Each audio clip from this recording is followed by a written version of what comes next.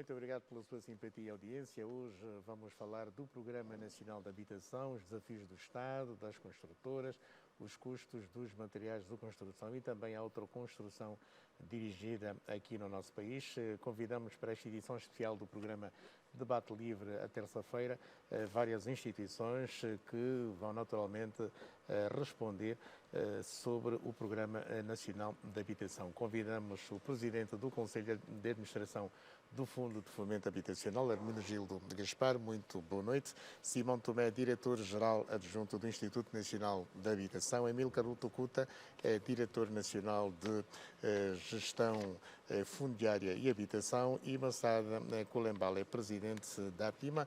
Por entre a augusta plateia temos igualmente várias individualidades que têm falado sobre habitação no nosso país. Bernabé Raimundo é empresário e construtor, engenheiro civil. Jamila Cassoma, arquiteta. Augusto Fernandes é economista.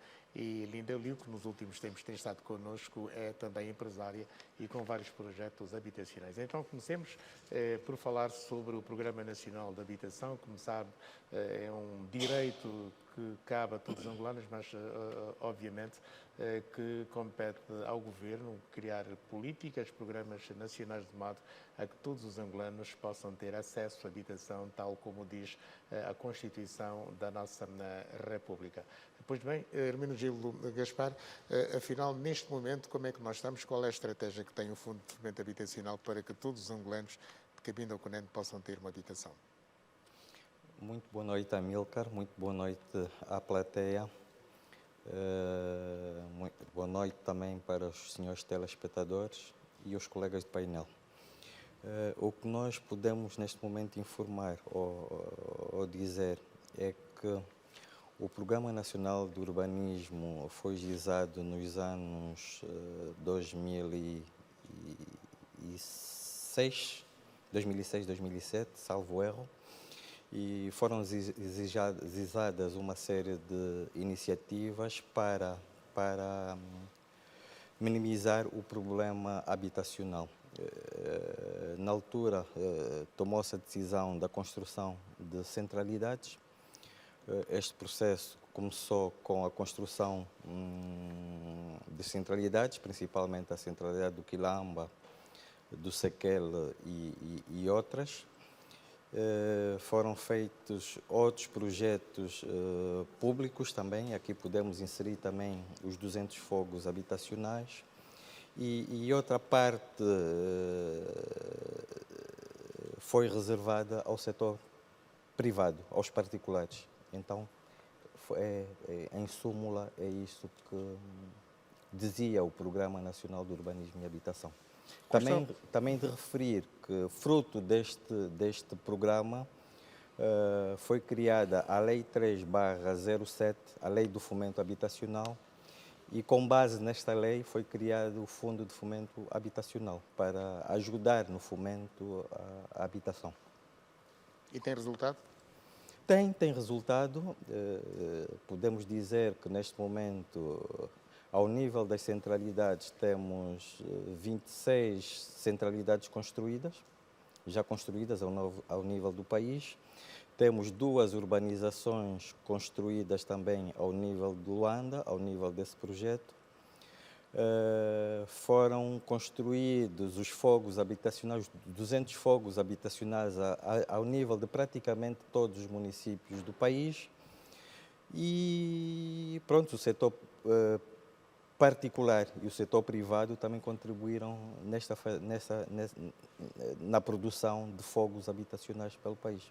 Foi positivo, sim, senhor. Quais são os desafios do Instituto Nacional de Habitação neste momento, Simão Tomé? Muito obrigado, Amílcar Xavier. Obrigado aos telespectadores também, aos colegas do painel. Na verdade, na sequência do que o PCA do Fundo de Fomento Habitacional gizou, portanto, o INH é também uma parte integrante da implementação da política habitacional do Estado. Portanto, durante algum tempo, durante os últimos anos, portanto, a política habitacional do Estado virou-se para essa vertente, que é a construção de centralidades, já que entendia-se que grande parte da população tinha um poder de compra reduzido, não é? Grande parte dessas habitações foram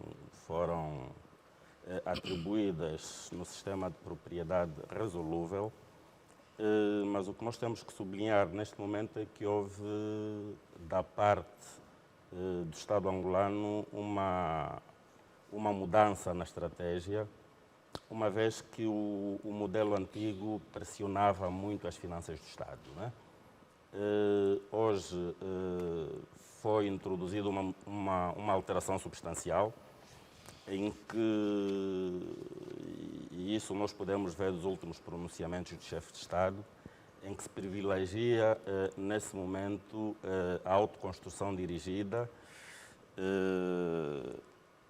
em que o Estado tem a responsabilidade de criar lotes infraestruturados, não é? Portanto, criar planos diretores, quer os municipais, quer planos urbanísticos, e permitir então, como é cultura dos angolanos, que cada um possa construir a sua residência de acordo com aquilo que são as suas capacidades, de acordo com a renda que cada cidadão possui. Portanto, nesse momento, o INH tem esse desafio de ajudar a implementar o programa de autoconstrução dirigida e também trabalhar para a requalificação, portanto, de algumas áreas degradadas que estão nos centros urbanos. Portanto, assim, numa primeira abordagem, era o que eu poderia adiantar. Bom, para a autoconstrução dirigida precisamos naturalmente de terrenos infraestruturados. A gestão fundiária Amílcar Lutucuta, neste momento, é um dos grandes desafios também do próprio Estado. Sim. Obrigado, Amílcar. Boa noite a todos os telespectadores, boa noite aos meus colegas de painel. Prontos, nós, como já disseram os meus colegas, e muito bem, nesta altura nós estamos muito ligados àquilo que é o processo para a implementação do projeto da autoconstrução dirigida. Importa ainda referir que esse projeto ele contempla 3 linhas de ação. Nós, neste projeto, trouxemos para esse projeto aquilo que nós consideramos lotes infraestruturados, onde terão a oportunidade das pessoas que acederem a esses lotes ter as infraestruturas todas completas. Vamos ter também aqueles que são os lotes infraestruturados, onde as infraestruturas surgem de forma progressiva, que ao longo do tempo vai se completando as infraestruturas, mas também temos, nesta altura, trouxemos um elemento novo, que nós consideramos que são as agrovilas e as vilas pescatórias, que vai ser desenvolvido também a autoconstrução dirigida nas zonas rurais, para o desenvolvimento da agricultura e da agropecuária. Relativamente à questão relacionada à gestão fundiária, a nossa maior preocupação no processo da autoconstrução dirigida é permitir que todo cidadão tenha acesso aos lotes de terrenos infraestruturados, mas que tenha a posse jurídica dos terrenos. Então, neste processo, existe uma interoperabilidade com outros setores, nomeadamente o setor da justiça, que veio facilitar o processo de legalização dos terrenos, que vai trazer a posse jurídica dos terrenos. Pensamos nós que isto depois vai facilitar que o cidadão angolano, com o terreno devidamente legalizado, consegue aceder às instituições financeiras para financiar a própria sua habitação.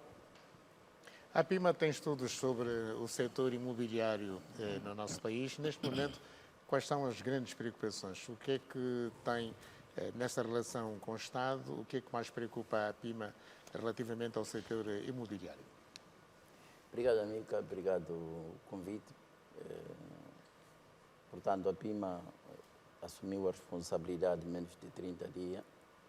Mas o que eu saiba, enquanto presidente de direção e promotor imobiliário já há 29 anos no mercado imobiliário, portanto, o que nós precisamos enquanto APIMA, esta nova direção que foi eleita menos de 30 dias, a nossa intenção, primeiro, nosso programa de ação é tratar primeiro do Cadastro Nacional do Mediador, do promotor, do avaliador, do angariador. porque de tempo à parte o setor imobiliário é um setor que o Estado tem esquecido. É bem sabido que houve certas direções que passaram na PIMA, não conseguiram implementar outros projetos. Portanto, vamos trabalhar com o Estado. Existem projetos que estão ali dentro dos institutos do Estado. Portanto, tivemos uma boa declaração da Sua Excelência Presidente da República na província do Bengo, que encorajou o setor privado em dizer que o Estado, a partir de hoje, já não vai construir casas. Vai construir casas sociais, vai criar linhas de acesso, linhas de comunicação. Portanto, esse é o papel do Estado. Eu consigo compreender que o Estado conseguiu implementar projetos imobiliários da centralidade do Estado, de acordo com o PCA do Fundo Habitacional acabou de frisar, mas é importante captarmos essa declaração de Sua Excelência Presidente da República. Portanto, quem deve construir, quem deve promover as infraestruturas, quem deve fomentar a política habitacional. Portanto, se nós fizermos isso, a procura sobre a oferta do mercado imobiliário em Angola vai poder se estancar. Portanto, mas é importante também que o Estado frisa, juntos do BNA, dos bancos comerciais, porque os promotores, mesmo com autonomia, que o Presidente da República disse que os promotores vão ter que assumir a responsabilidade, o Estado vai apenas criar as linhas, as políticas habitacionais. É muito importante que o Estado e os bancos comerciais andemos todos unidos por bem do mercado, porque o mercado tem dono. O dono do mercado é o Estado e nós somos operadores do setor imobiliário, onde está a indústria da construção. Mas é importante que essas políticas sejam seguidas de acordo com a orientação de Sua Excelência, Sr. Presidente, porque a vontade existe. Quando houver as instituições do Estado, haver uma parceria público-privada, sobretudo na fomentação da política habitacional, nós vamos conseguir dar conta do recado. E porque o promotor angolano, junto do Estado, vamos conseguir dar conta do recado. Portanto, esse é. A banca tem apoiado? Não, a banca não financia Está projeto. a conceder crédito? Não, a banca não financia projeto. Desde 2015, os bancos comerciais, eles inseriram naquela carteira de crédito mão a parado desde 2015 a 2020, veio o Covid. Portanto, a banca acomoda-se por quê? Porque a banca faz negócio com o Estado, compra título. O objeto da banca é financiar a economia real. Portanto, a indústria da construção e a economia real não há financiamento. O banco não financia, ninguém te engana. Quem disse que o banco está financiando o projeto está enganado. Nós somos promotores, eu vim aqui representar a PIMA, mas eu sou o PCA do Grupo Mandinga. Em Angola, hoje em Luanda só tem 3 empresas a fazer construção, com fundos próprios. Tem o Grupo Mandinga, a HCA, representada pela Linda, e o Grupo Boa Vida. Mas a banca não financia o projeto. É um debate aberto, estamos aqui para fazer as nossas contribuições técnicas. E eu convido quem estiver lá em casa a ouvir este debate, tem que levar em consideração que as nossas opiniões estão técnicas, fazem parte para contribuir o guião da política de fomento habitacional do Estado. Obrigado, Linda Liu. Quem é que está a financiar os seus projetos habitacionais? Grupo, quando a partir de 2009 começamos a fazer investimento no setor imobiliário, nós investimos com nosso fundo próprio do grupo, pois nós temos dois tipos de parceria. Pois, primeira, nos últimos 10 anos, nós trabalhamos com uma parceria como os parceiros nossos locais angolanos têm terreno, nós investimos com capital. Esse tipo de forma nós desenvolvemos alguns condomínios muito conhecidos como Jardim Rosa, Austin e Vila Costemo. E depois, em 2022, quando nós lançamos outro condomínio, Orlando Residencial, pois a lei de investimento mudou. Também, primeiro, nós legalizamos terreno e fazemos nosso investimento próprio. É fácil conseguir terrenos? Não é tão fácil, pois nós, para ser promotor, nós queremos terreno simples de dimensão grande. Para Orlando Residencial, nós compramos com o governo 113 hectares. Então, nós gastamos quase 3 anos para legalizar os terrenos e também para ter 100% do documento legalizado. Nós usamos no total 4 anos para realizar o lançamento da primeira pedra em maio de 2022. Então, não é tão fácil para nós conseguirmos condomínio com 100% do documento legalizado, pois nós ultrapassamos tantas dificuldades. Mas cada vez a situação melhorar. Nesse momento, é mais fácil para nós, investidor privado, pois investimento privado também faz uma parte muito importante para ajudar o Estado para resolver o problema de carência habitacional, o problema do habitacional continua, pois quando nós, em 2009, quando nós fazemos investimento, aquele investimento, nós investimos os condomínios luxuosos. Naquele momento, nós focamos a um grupo de poucas pessoas que têm capacidade de fazer compra. Mas cada vez quando nós investimos no Austin e até Orlando, já mudamos nossa estratégia de investimento. Nós focamos mais grupos de clientes e diminuímos muito os lucros. Nós queremos ganhar com quantidade, pois tem mais necessidade de comprar as casas, são funcionários públicos. Esse tipo de pessoa não tem capacidade forte de comprar. Então, nós analisar as necessidades reais deles, baixar o padrão da casa, mas também garantimos ter uma boa qualidade de vida, pois focamos muito de infraestrutura integrada dentro do condomínio, pois fora do condomínio, aquela responsabilidade do Estado, mas dentro do condomínio, nós focamos muito em infraestrutura integrada. Certo, obrigado, Linda Liu. Augusto Fernandes, como é que olha para este Programa Nacional da Habitação? É evidente que a maioria dos angolanos ainda não tem casa própria. De qualquer modo, o Estado tem estes projetos, como já disse aqui o Presidente do Fundo de Fomento Habitacional, há o projeto das centralidades e outras mais, mas o que é facto é que neste momento, atendendo a crise social e económica que o país atravessa também, há imensas dificuldades no setor da habitação. Pelos estudos que tem feito, pelas análises que faz, digamos, às ofertas do Estado e o próprio ambiente, como é que olha para este Programa Nacional de Habitação que foi aqui desenhado pelos nossos convidados? É um programa atual. Amilcar, boa noite aos colegas de painel, também lá para casa, a equipe técnica que suporta o programa.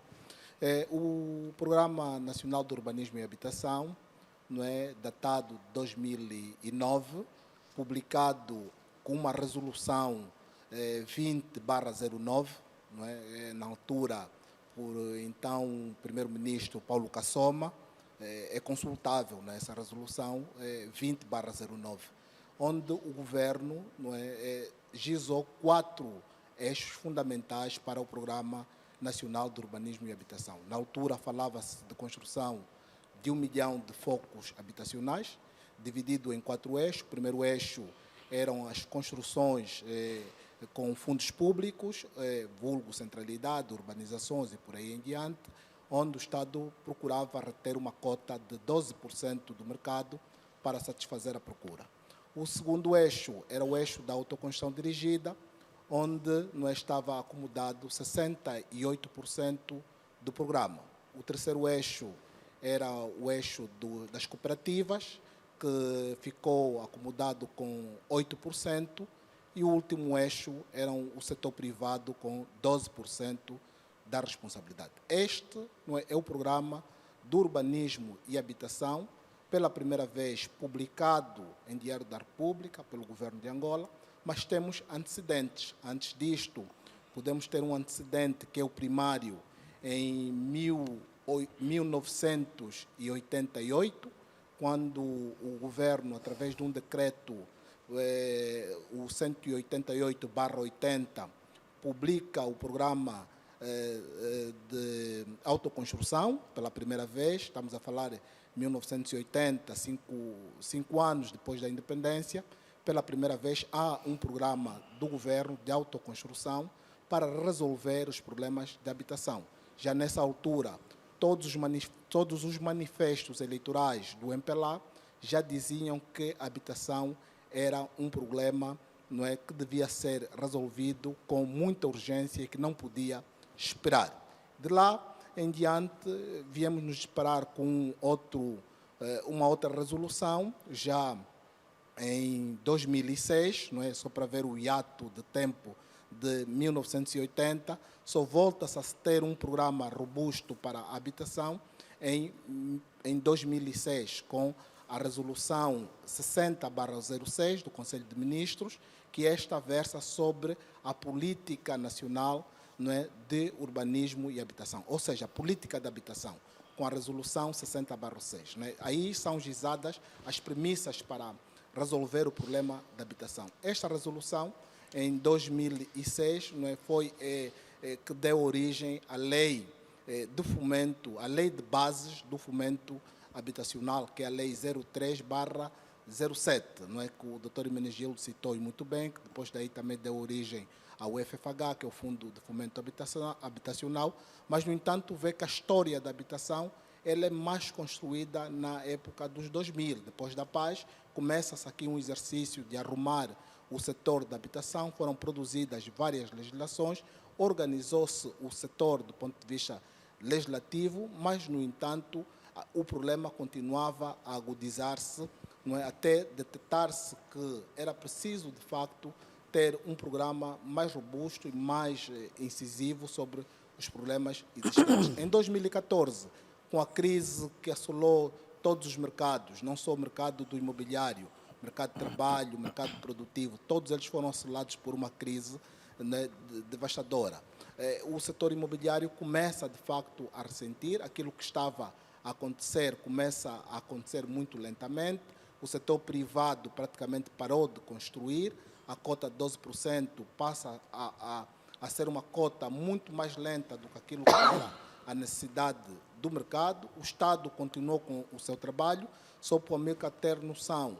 O Programa Nacional de Urbanismo e Habitação previa uma cota de 12% para o Estado, que eram casas construídas com fundos públicos. Se multiplicarmos por 1 milhão, vamos dar conta que seriam 120 mil habitações. No entanto, de lá para cá, o Estado construiu cerca de 300 mil habitações. Ou seja, aquilo que é a cota do Estado, a responsabilidade pela qual se propôs no programa, o Estado conseguiu cumprir, fez 2 vezes mais e até ultrapassou. Está a caminho de 3 vezes mais do que aquilo que se propôs a fazer. No entanto, só que hoje estamos com 30 milhões de habitantes, quase. Corretamente. No entanto... E com novos habitantes que chegaram às grandes cidades em 1992, fruto do conflito pós-eleitoral. Muitos destes jovens, hoje na casa dos 30 anos, não têm casa. Nem casa própria, nem casa para arrendar. Corretamente. O que nós tivemos foi a parte que é o motor do programa, que são os 68%, não foram assistidas nem foram dirigidas. A autoconstrução aconteceu sim, é visível, os novos bairros aconteceram. Se olharmos 2009 para cá, só em Luanda devem ter surgido mais de 20 bairros, mas esses bairros não mereceram a atenção que deviam ter, não é, na altura da implementação, o perfil das ruas, criar condições para que amanhã pudessem ter a sorte que hoje poderá ter a Zona Verde, o que fica. São bairros que foram acomodadas as ruas, o perfil das ruas estão lá, quer dizer, amanhã o Estado poderá fazer o seu trabalho, mas os outros bairros não tiveram a mesma sorte. Esta questão, né, é que o Estado hoje traz, e que o arquiteto Lutucuta disse muito bem, que hoje o foco é a autoconstrução dirigida para podermos resolver o problema da habitação e poder contornar esse déficit habitacional que hoje anda na casa dos 2,5 milhões de famílias que procuram por habitação condigna, Milka. Obrigado, Augusto Fernandes. Jamila Kassam é arquiteta, tem estado em vários projetos, tem desenhado vários projetos, quer do Estado, quer projetos privados. Como é que olha para o setor habitacional do nosso país? Amilcar, antes de tudo agradecer o convite e aqui aos colegas de painel e estender aqui a minha solidariedade a cada cidadão desta província que hoje passa pelas as trágicas consequências da chuva, né, da noite passada. Estender aqui a minha solidariedade porque a temática que nos traz hoje cá parece que não, mas tem muito a ver com essa problemática que nós hoje assistimos. Eu começaria por trazer aqui, aflorar alguns dados estatísticos que, ao meu ver, são de facto preocupantes.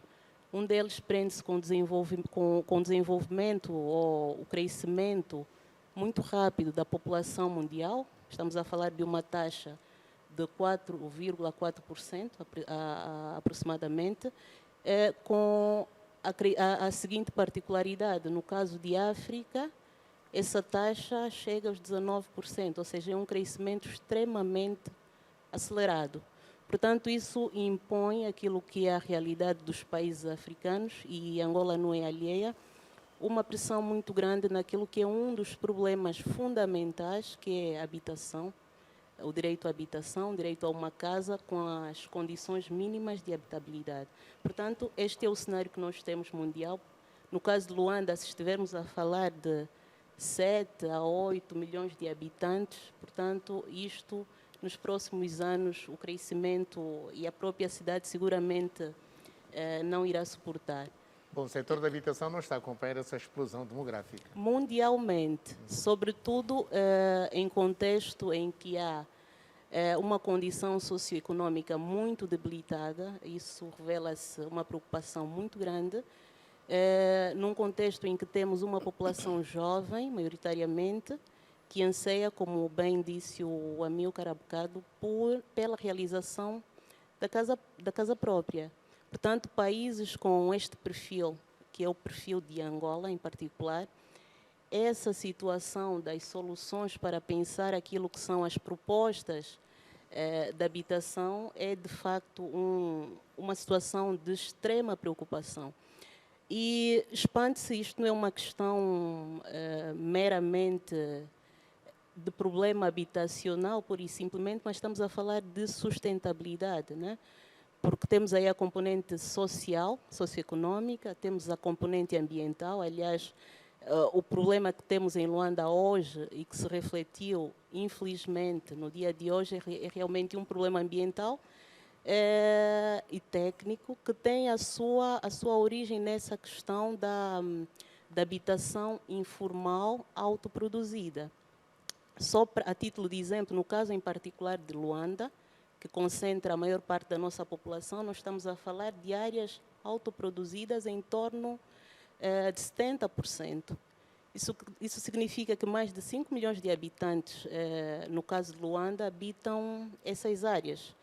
Portanto, eu deixo aqui uma reflexão nesta primeira abordagem, que é de facto a definição dessas, em gestão de projetos nós chamamos personas, né? Ou seja, esse público-alvo, porque esse público-alvo tem características muito diferentes a nível do país, né?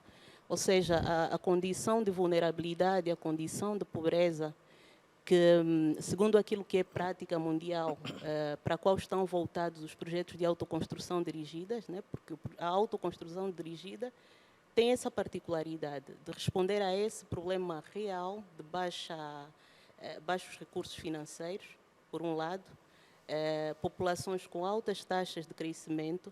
Portanto, coloca-se essa questão, né? Esses 5 milhões de habitantes, em particular de Luanda, qual é o seu perfil econômico, por exemplo? Qual é o modelo de lote viável, segundo aquilo que é a natureza dos seus recursos financeiros? Qual é, por exemplo, do ponto de vista desta questão da construção assistida, que valor é que vai se pensar ou vai se direcionar para este perfil sociodemográfico, não é? Portanto, ali vamos entrar depois para os diversos desafios, que eu não vou tomar aqui o tempo mas deixo aqui, portanto, essas questões que, enquanto técnica e em debates com colegas, arquitetos, engenheiros, de facto nos preocupam, porque é bem dito que o arquiteto em particular é o médico da cidade, né? Obrigado. Nesta primeira ronda, Jamila Kassoma. Barnabé Raimundo, já fui construtor nos tempos das vacas gordas, hoje não está, mas ainda assim pergunto-lhe, Barnabé, quanto aos custos dos materiais de construção. Para a autoconstrução dirigida, estão neste momento a custar aos olhos da cara, como sei dizer-se. Está muito difícil. Ou não? Muito boa noite. Quero saudar os colegas de painel e a população lá em casa. Eu não vou começar essa intervenção sem lamentar um acontecimento que aconteceu em Dalatando, uma família, 5 elementos de uma família que perderam a vida. Cazengo. Cazengo, fruto dessas chuvas e de uma habitação, de uma residência, nesse caso, frágil. Habitação significa segurança das famílias. Desde que nós somos homens, começamos a procurar refúgio para nós, inicialmente nas cavernas, e depois fomos evoluindo e começamos a construir as nossas habitações. Hoje, isso está consagrado em várias leis, incluindo a nossa lei-mãe, do direito à habitação. Se fizermos uma análise sobre aquilo que é a realidade do nosso país e fruto do número de habitantes de Angola, que são aproximadamente 34 milhões, num rácio de 5 pessoas por família, estamos a falar de aproximadamente 6 milhões e 800 famílias. E nós estamos a falar que temos um déficit habitacional neste momento na ordem dos 2 milhões e 200 habitações, na ordem dos 32%. Mas isso, estamos a falar numa visão muito superficial, porque nós estamos a ver, no caso dessa habitação, desta família, casas de adobo, às vezes sem condições, e que aí as famílias não têm segurança, nós temos a população a construir, porque a população constrói. Quando ele começa a ter necessidade de ter uma família, ele vai construir. E se o Estado não criar as condições mínimas para que ele construa em condições uma habitação condigna, com salubridade, com saneamento básico, ele vai fazer o mínimo para se acolher com a sua família. E nós hoje temos muitos jovens... Bom, mas o que é que o Estado garante para a autoconstrução dirigida, neste momento? O Estado garante para a autoconstrução dirigida, segundo informações naquilo que é o programa de habitação da autoconstrução dirigida, que saiu em maio de 2023, estamos a falar de cerca de 960 mil lotes que vão ser disponibilizados numa primeira fase, no quinquênio 2023-2027. Mas, às vezes, a situação vai como vamos distribuir esses lotes. Porque nós temos que ver a ambição que o ser humano tem, que aquele que já tem vai continuar a querer ter mais. Como é que nós vamos encontrar a forma de distribuir esse lote a quem tem realmente necessidade? Porque eu sou um pai e deixo uma alimentação para o meu filho mais velho distribuir aos irmãos. Quando chegar a casa, vou tentar saber se todos comeram. E às vezes há aquele filho que não vai comer porque o irmão reservou mais para ele e até reservou a ponto de vender o pão para o vizinho e conseguir ter recursos. E eu vou ver o meu filho mais pequeno a minguar. E eu vou tomar consciência de que alguma coisa não está bem. Nós temos que ver a questão da distribuição, a justiça na distribuição. Se nós conseguirmos distribuir bem, mesmo a questão da habitação, das centralidades, muitos têm 3, 4 apartamentos, outros não têm nenhum. É ali onde podemos ter vários apartamentos, podemos ter várias habitação social. E aconteceu nos vários projetos de habitação social que foram desenvolvidos no Zangue e outras regiões. Pessoas há que ficavam com 3, 10 residências para o seu bem, para o seu bem prazer. E os outros não têm nenhum. Quanto à pergunta que me fez, relativamente à questão do custo de materiais de construção, nós sabemos que esses custos ainda não baixaram. Houve um incentivo para a indústria de materiais de construção com o surgimento da ZEE e outras indústrias, mas que, fruto daquilo que é o custo da energia elétrica, fruto daquilo que é o custo ainda da importação de alguns materiais, de matéria-prima, nós ainda não temos esse custo baixo. E nós, hoje, a indústria do cimento, que é uma indústria que se desenvolveu muito, não continua a dar os preços muito altos. E com um agravante, tenho estado sempre a alertar na indústria do cimento. Nós hoje temos um cimento com menor resistência para argamassas e assentamentos de alvenaria, e que a população, fruto desse cimento ser o mais barato, está a adquirir, está a utilizar esse cimento para a parte estrutural. Eles não estão a ter em conta que aquele cimento é simplesmente para argamassa e para rebocos, para assentamentos de parede. E eles estão a usar aquilo para fazer sapatas, para fazer pilares, lajes, e temos que alertar, senão vamos ter muitos dissabores. Obrigado, Barnabé Raimundo. Estamos a falar do Programa Nacional de Habitação. Vamos fazer aqui um curtíssimo intervalo e quando voltarmos vamos naturalmente questionar aqui as instituições do Estado em relação a esta acusação de Barnabé Raimundo em relação à alegada titularidade por parte do mesmo cidadão quanto a 3 ou 4 apartamentos, tal como foi aqui sublinhado. Creio que os senhores do Instituto Nacional de Habitação e do Fundo de Fomento Habitacional devem ter naturalmente resposta, bem como o Amílcar luta oculta em relação à autoconstrução dirigida, o que é que o Estado garante neste momento para a autoconstrução dirigida. Então, em um curtíssimo intervalo, já voltamos, estamos a falar do Programa Nacional de Habitação, um tema que interessa a quem tem casa e a quem não tem.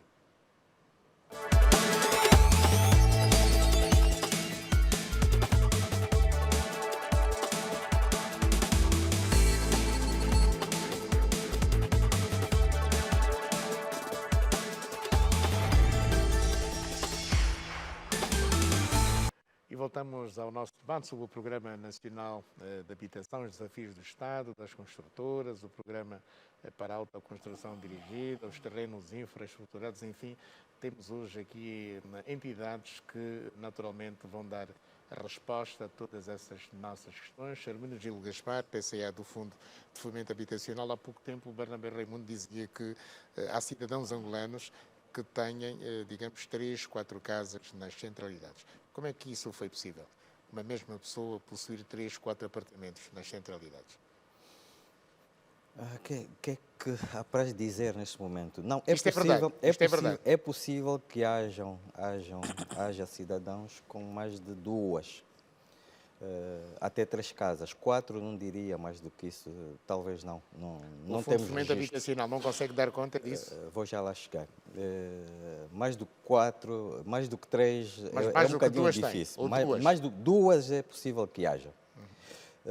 E há porquê? Porque no passado, quando o programa começou-se a execução do Programa Nacional de Urbanismo e Habitação, não havia uma base única para o registro de quem recebesse habitação. Depois, houve várias instituições públicas que também construíram casas. Houve os programas de realojamento, houve ministérios que construíram casas, houve órgãos do Estado que construíram casas, então não houve como criar-se uma base única. Após o processo das centralidades passar totalmente para a gestão do Fundo de Fomento Habitacional, nós criamos uma base para o controle dos beneficiários ao nível de todas as centralidades. E já nessa altura começamos a detectar que havia cidadãos com casa no Quilamba, com casa no Sequele, principalmente nessas duas, casa no Quilamba, casa no Sequele. Eles continuam na nossa base, não os retiramos, mas estão sob o nosso controle. Mas agora também temos hoje, meia. Sim, hoje o que posso dizer é que temos as bases consolidadas, temos a base consolidada com o Instituto Nacional de Habitação, estamos a trabalhar no sentido de trazer também para esta base aquelas habitações construídas por outras instituições públicas, ministérios, institutos, para esta base única, para depois podermos fazer a triagem. Nas futuras atribuições, não corremos o risco de duplas atribuições. Hoje, quem adquiriu casa numa das centralidades, quem adquiriu as casas coloniais, já não consegue passar pelo nosso sistema, porque o nosso sistema dá alertas e essas alertas não permitem que a pessoa tenha dupla atribuição. Agora, os casos passados, isso temos que encontrar uma forma de resolvê-los.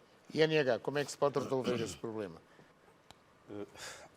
Na sequência do que o meu colega já referiu, esse é de facto um dos grandes desafios, não é? Um pouco fruto de alguma cultura, vamos dizer, de chico-esperatismo que se implantou também, não é? Hoje temos que reconhecer que já é muito mais difícil o cometimento desse tipo de fraude, mas eles ainda podem acontecer, portanto nós não descuramos que isso possa acontecer, porque há cidadãos que têm 2 bilhetes de identidade com nomes diferentes, por exemplo, e por vezes é difícil, não é, evitar que o sistema seja driblado.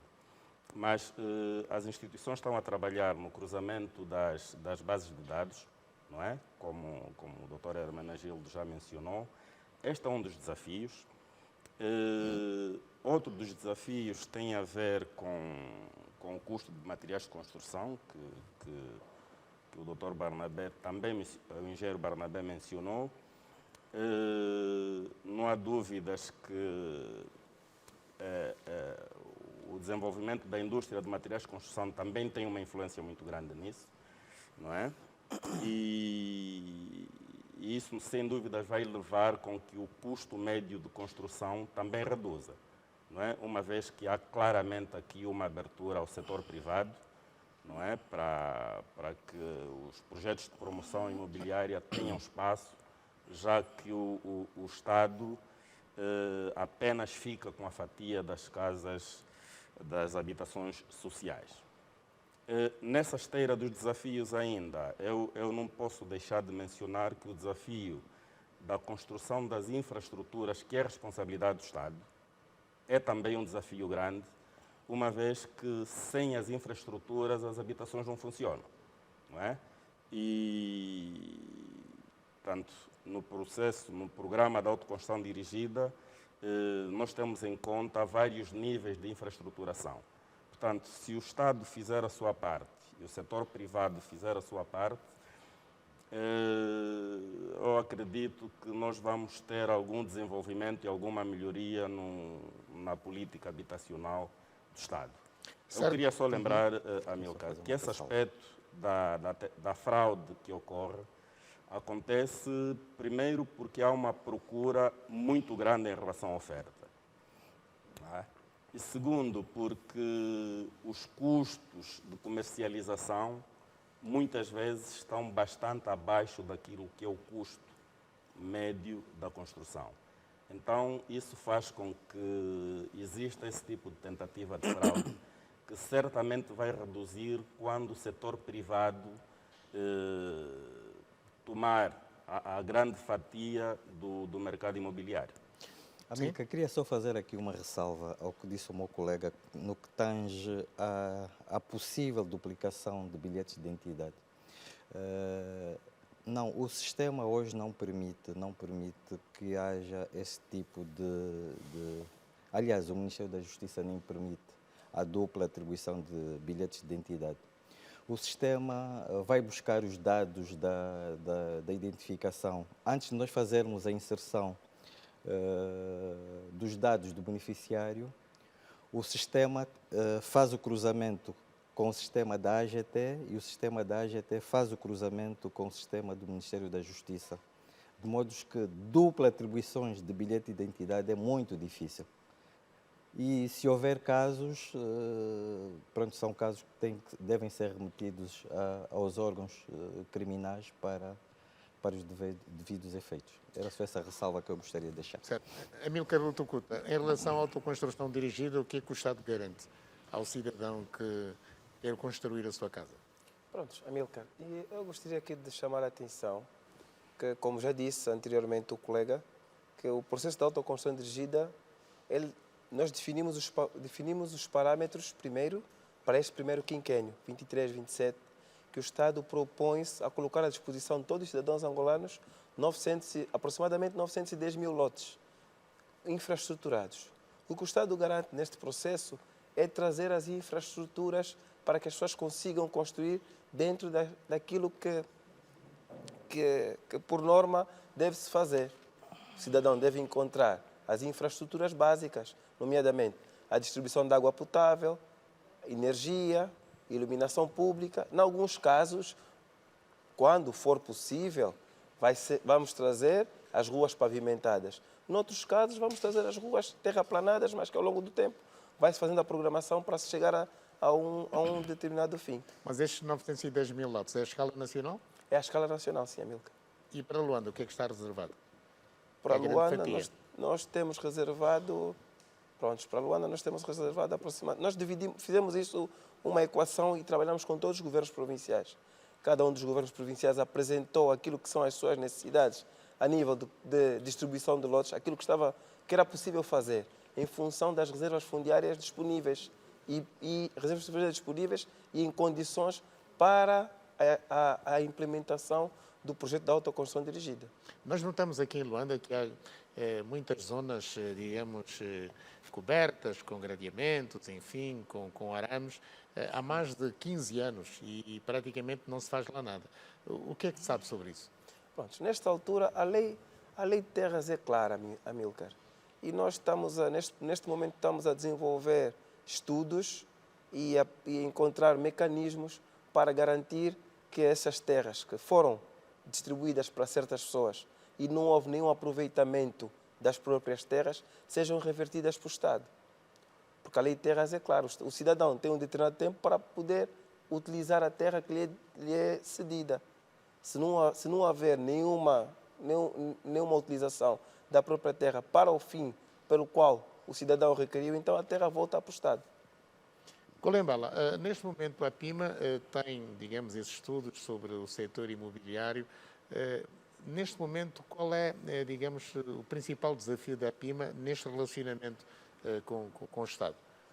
Pronto. O que é prioritário para a PIMA em termos habitacionais? Bem, a prioridade pela PIMA em termos habitacionais é importante aqui frisarmos. O colega do painel disse que o problema dos materiais de construção. Eu vou reforçar dos materiais de construção. Existe um monopólio a nível da Simangol e do cimento Ieto. A produção da Simangola está comprada até 2027. Não há angolano que é agente da Simangola. Até o próprio Estado tem problema de comprar o cimento na Simangola. Ele tem muita dificuldade em função das infraestruturas, foi cabimentado pelo Estado. Nós fomos a Simangola, na altura, o ano passado, para podermos nos candidatar para sermos agentes da Simangola. Mas a Simangola disse que a produção está comprada. Foi comprado por chinês até 2027. Se quiser ser um agente da Simangola ou do cimento Ieto, só vão te admitir ser agente em 2027. Portanto, há aqui um problema muito grave, que nós, angolanos, não temos acesso à indústria cimenteira, porque os barão da importação de material de construção quiseram um monopólio. É muito importante. Eu digo isso porque faço isso como uma denúncia pública, porque nós compramos cimentos, estamos a construir um condomínio agora, o custo que nós já gastamos já vai a quase 1 bilhão de kwanza e nós não temos acesso ao cimento a partir das indústrias cimenteiras. É importante que o Estado tenha que se ver isso com muita urgência, porque senão também o próprio promotor não vai conseguir corresponder à expectativa. Para já existe uma dificuldade imensa do acesso ao material de construção nas indústrias cimenteiras. E depois temos o problema da banca em si. amigo. Nós somos angolanos, nós temos que nos rever. O desafio está marcado para nós. Nós é que vamos que ter cara as pernas promotor angolano. Temos que abraçar as mangas. O presidente disse essa parte agora é dos promotores. Essa parte fica para o Estado. Mas se haver esse monopólio a nível das indústrias da construção, da material da construção, nós vamos conseguir atingir os nossos objetivos. Não acredito. Mas estamos aqui para ajudar o Estado. Eu quero entrar, porque já há aqui 2 pontos que estão a se tornar recorrentes, e para não confundirmos o telespectador lá em casa, era fundamental fazer essa intervenção. Primeiro, dar nota que em 2009, o governo fez sair o Decreto-Lei 24/09, que versa sobre a bonificação na importação dos materiais de construção. Ou seja, os materiais de construção nessa altura que tivessem direcionados para a habitação social não pagavam os direitos aduaneiros. Ou seja, até agora não pagam os direitos aduaneiros, desde que eles estejam direcionados para a habitação social. Nós temos que entender que a habitação de mercado é uma situação de mercado, não é vocação do Estado, não é criar condições para que o livre mercado não funcione, porque a mexida que se tem nos preços pode criar distorções no mercado. O colega Paulo não concorda. O que é o mercado? O que é o mercado? Não, Quem é que controla o mercado? O mercado é o lugar de interação entre aqueles que mercado procuram é gerido por e Estado, aqueles que oferecem. Não, nós dividimos aqui o mercado por cotas, né? Aquilo que nós chamamos de eixo. O eixo da autoconstrução, o eixo das casas construídas com fundos públicos, o eixo das casas construídas pelo setor privado e o eixo das cooperativas. É preciso que se entenda, todos os mercados a nível do mundo têm cotas, pessoas que têm a maior cota de mercado, seja ele privado ou público. Mas não funciona. No entanto, o que nós temos aqui, do ponto de vista de casas sociais, não é? Ele tem estado a funcionar. Não obstante... Onde é que está o problema? Desculpa, Augusto Presentes, onde é que está o problema? O problema é que temos aqui, ainda na questão dos preços, com este decreto, esta política pública, o que se conseguiu foi o fomento da indústria de material de construção em Angola. Hoje já é possível construir casas básicas utilizando 75% de material produzido localmente. Isto aqui não é... Isso existe, o problema estamos a falar dos custos, de preço alto, Augusto. Não, calma. O custo é consultor, o custo não constrói. Também vou chegar aí. Em 2009, um saco de cimento custava $10. Hoje, se nós formos fazer o preço do cimento e converter em dólar, vamos dar conta que até o preço do cimento hoje é mais barato. Mas, no entanto, o poder de compra é que reduziu consideravelmente. Podemos pegar a calculadora aqui e fazer. Em 2009, comprava-se um saco de cimento, e eu já vendi cimento. Se está me perguntando se sou construtor, vou lhe dizer que já vendi cimento. Não, está a falar o saco de cimento não faz isso. $10, era comprado na porta da fábrica Simangol a $6,25. Hoje, o saco de cimento na rua, se pegar o preço de mercado, vai ver que é vendido abaixo de $6. Ou seja, houve de facto uma evolução do ponto de vista de mercado. O que eu estou a falar é facto, não é coisa que não existe. Pode pegar a calculadora. Mas acho que o cimento, Augusto Fernandes, neste momento, um saco de cimento produzido em Angola deve estar aí à volta de 5 mil kwanzas. 5 mil kwanzas. 5 mil kwanzas são quantos dólares? Então, essa é a pergunta que as pessoas têm que se fazer. O problema é o monopólio. Então, quando nós vamos fazer, o Augusto fazer uma comparação... não está na economia real. Ele é o consultor do Estado. Nós estamos no mercado. Eu estou a trazer dados do mercado. Não é normal, não faz isso. Deixa-me só perguntar à Linda. Nós temos que integrar. Linda, deixa-me só perguntar à Linda quanto é que está a comprar o saco de cimento. Não faz isso. Está a vir da China ou está a comprar aqui? Para ser promotor, nosso grupo é promotor, investidor no setor imobiliário. Eu entendo muito bem qual são a opinião diferente entre eles. O problema é assim, pois antes o Estado mexeu muito no mercado imobiliário, pois o Estado investiu tanto centralidades em Angola, não é? Como o investimento público, pois o preço de apartamento na centralidade de Quilamba e na centralidade do aquele como Saquele, não é? O preço não é preço normal do mercado, preço mais baixo do mercado. Então, não permitir o investidor privado para fazer concorrência nesse tipo de habitacionais, porque nós investimos nos condomínios tão luxuosos. Só podemos privados só conseguir participar nos outros tipos de condomínios. Pois, nesse momento, o Estado mudou a Só que as habitações estratégia. que a Linda Liu constrói não dá para a maioria dos angolanos, é muito caro. Mas é assim, como nós, promotor privado, participar no mercado, fazer concorrência com o Estado?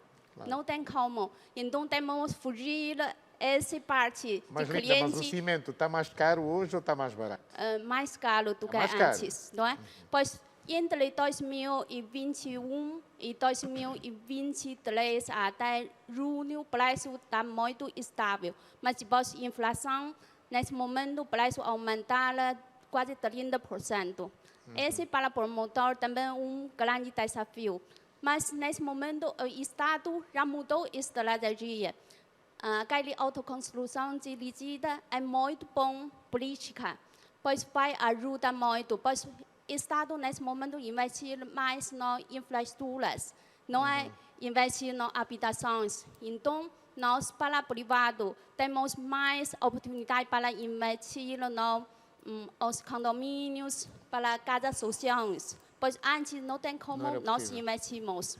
Obrigado. Deixa-me ouvir a Kassoma. Amilcar. Muito obrigada. Deixa-me ouvir a arquiteta. Já dou a palavra. Eu acho que há aqui uma necessidade de clarificar alguns conceitos, né?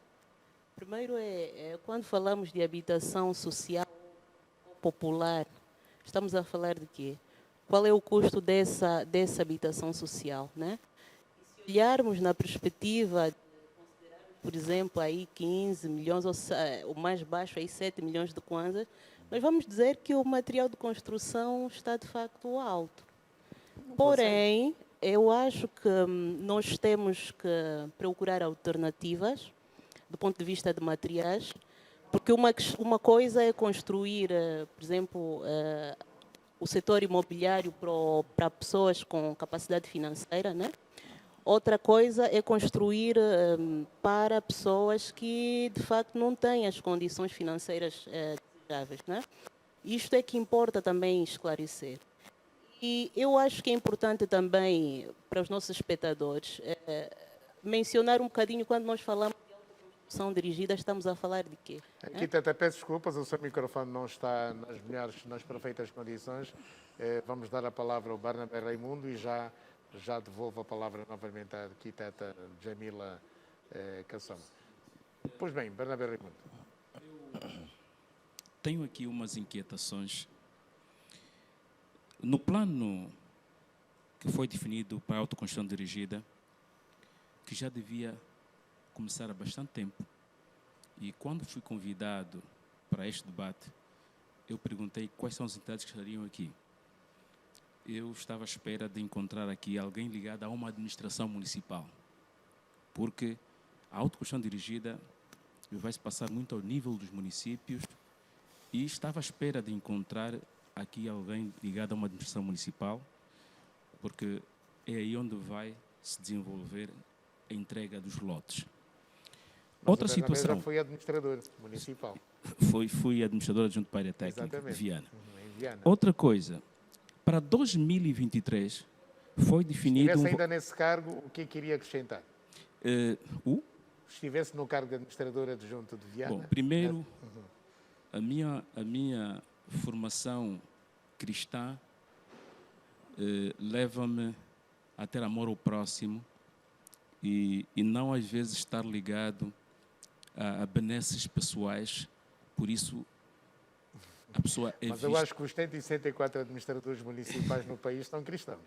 Bom, outros são cristãos, mas depois se vê no final o que é que ele ficou com ele pessoalmente, o que é que ele usufruiu. Eu quando digo eu fiquei aí naquele espaço, não tenho 1 metro quadrado que usufruí com o cargo que tinha aí e pronto, e queria resolver a questão da população. Sim, isso, mas qual é a ideia? Qual é a ideia em relação a isso? Bom, a ideia é o seguinte. Primeiro é nós priorizarmos pessoas que têm amor ao próximo para realizar aquilo que é a vontade do povo. Mas como é que vamos detectar isso? Espera. Na sua ação, nós vemos pessoas que cometem várias infrações e continuam em funções que não deviam estar. Por quê? Porque não há denúncia. Pois, não. As pessoas sabem, as pessoas até são denunciadas, muitas delas. E não são punidos por quê? Bom, aí é outra situação. Agora, vamos ver aqui o seguinte. Foi definido um valor de 3 mil milhões, 436 milhões, 680 mil para o ano 2023, em termos de lotes. Isso estamos a falar num plano que foi desenvolvido aí em maio de 2023. Nós hoje estamos em novembro, a entrar para dezembro. Eu queria perceber se dentro daquilo que foi planificado para o ano de 2023, essa situação já está mais ou menos a ser realizada. Outra situação, foi definido, a Amílcar fez uma pergunta sobre Luanda. Luanda foi contemplado com 30 mil lotes. Luanda tem uma pressão demográfica muito forte. E aquilo que foi definido em termos de estratégia no plano 2025, tinha que se fazer alguma coisa para desanuviar Luanda. E nós vemos que as províncias fronteiriças de Luanda não têm assim também muitos lotes definidos, que é o Kwanza Norte, o Kwanza Sul. O Kwanza Norte está com 16 mil, o Kwanza Sul está com 60 mil. Mas nós vemos aqui um grande pulo, 60 mil lotes. E vemos aqui um grande pulo para o Huila com 140 mil. Se nós quisermos resolver as questões, e principalmente Luanda, que está muito sufocado, as províncias limítrofes de Luanda tinham que ter lotes para desanuviar Luanda. E naquilo que é o plano que está aqui definido, isso não vai acontecer. Então, são essas questões que eu acho que a população é que vai construir, e tendo em conta aquela questão de que ele tem poucos rendimentos, tem um lote definido e ele vai construindo faseadamente. E ali nós vamos resolver o problema da habitação. É autoconstrução dirigida. E nós temos que, nesse caso, potenciar as fiscalizações das administrações municipais. Tem que ser fiscalizações técnicas e não administrativas, como nós temos neste momento. Obrigado, Sra. Caeteta, de novo. Okay. Muito obrigado mais uma vez. Portanto, dizia eu, essa questão de definição daquilo que é a característica sociodemográfica ou sociofinanceira dessas populações é de extrema importância para definirmos o que é viável do ponto de vista financeiro e do ponto de vista internacional, aquilo que tem sido prática dos processos de autoconstrução dirigidas são sobretudo vocacionados para, de facto, as populações mais carenciadas. E eu aqui gostaria de dar mais um dado, porque eu acho que é importante nós fazermos uso das estatísticas, né? Porque elas nos ajudam a perceber qual é a natureza da nossa população. E aqui vou de encontro a algumas questões que aqui o meu colega mencionou, que é, de facto, aquilo que é a necessidade entre as províncias. Por exemplo, Luanda tem uma necessidade de quase 1 milhão de habitações para resolver essa questão da autoconstrução, da reabilitação urbana, que já foi aqui falada, das situações de habitações em áreas de risco. Portanto, estamos a falar de uma necessidade de 1 milhão de habitações. E, ao meu ver, não estamos a falar ainda de habitações de médio e alto custo. Estamos mesmo a falar daquelas habitações para irem de encontro àquilo que são as características sociodemográficas da população de Luanda, que detém nada mais, nada menos do que 7, e hoje já nos aproximamos dos 8 milhões de habitantes. Portanto, eu reconheço que essa pretensão, né, e fiz aqui mais alguns cálculos, porque é importante percebermos mesmo a realidade e a importância do assunto. Por exemplo, na perspectiva daquilo que é a necessidade de cerca de 2 milhões e 600, né, habitações, estamos a falar, por exemplo, em média, de um custo de 1 mil milhão só para o setor habitacional, 1 mil milhão de dólares, né? A nível daquilo que é a experiência que eu tenho de orçamentações. Só o setor habitacional. E quando pensamos também que toda essa quantidade de habitação depreende as infraestruturas não só técnicas como sociais, né? Eu coloco a seguinte reflexão também, e aqui a título mesmo de agregar valor, é que cidades estamos a falar, porque esta quantidade de habitações, né? Se olharmos para aquilo que são os critérios de alguns países, nós também temos aqui os nossos, de definição de cidade, em que, por exemplo, o caso de Portugal, para a definição de cidade, um dos elementos são 8.000 habitantes. Então, se olharmos para a quantidade de população, nós também estaríamos aqui a olhar para esta perspectiva, que na realidade esse processo converge para a construção de cidades, não é? E isso para mim, enquanto arquiteta, é de extrema importância, porque os dados falam por si, dessa crescente pressão sobre a cidade, e nós já temos cidades que estão muito fragilizadas e debilitadas. Portanto, eu convido aqui a uma reflexão maior e gostaria de ouvir também aqui os colegas de painéis o que é que está a ser pensado a essa escala, não é? A escala da cidade. Qual é a perspectiva? Porque falamos de habitação, mas não falamos de forma contundente dos outros aspectos que carecem para suportar essas habitações. Obrigado. Simão Tomé, há aqui uma questão que eu gostaria de colocar, tem a ver com as habitações no Zango 8000. São habitações sociais, portanto, erguidas pelo Estado no âmbito da sua estratégia para a promoção da habitação. Essas casas no Zango 8000, habitações sociais, estão a ser transformadas. Era piso térreo, agora já há lá casas primeiro andar, outras já têm terraço. Que respostas o senhor tem em relação à alteração destas tipologias definidas pelo Estado e que estão a ser alteradas pelos seus habitantes? Tem conhecimento ou não? Amilcar, eu para falar com franqueza, eu não tenho detalhes sobre o que está a ocorrer em relação a essa matéria. Em função do tipo de aquisição que foi feita, não é?